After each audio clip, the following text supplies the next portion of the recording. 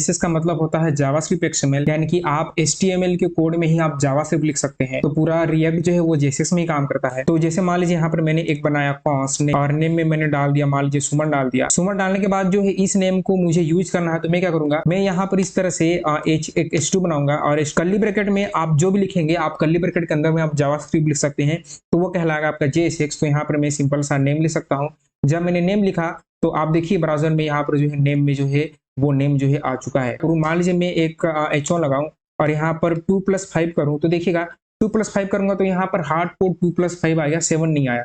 लेकिन अगर इसी को मैं क्या करूं, 2+5 को जो है एक और H1 2+5 करूं, तो नीचे मुझे दिख जाएगा 7, क्योंकि आपका कर्ली ब्रैकेट के अंदर आप जावास्क्रिप्ट लिख सकते हो, तो वो क्या कहला गया, जेएसएक्स कहला गया। ठीक है, 2+5 के बाद जो है आप इसी को डुप्लीकेट करके यहाँ पर 2-5 करेंगे इस तरह से, तो वो आपका सब्ट्रैक्ट हो जाएगा। तो इसका मतलब क्या है कि कर्ली ब्रैकेट में आप जो भी लिखते हैं वो एज अ जावास्क्रिप्ट जो है रीड होती है, वो जावास्क्रिप्ट होता है, और इसी को ही बोलते हैं हम जेएसएक्स जावास्क्रिप्ट। आपका XML-3 आ चुका है। ठीक है,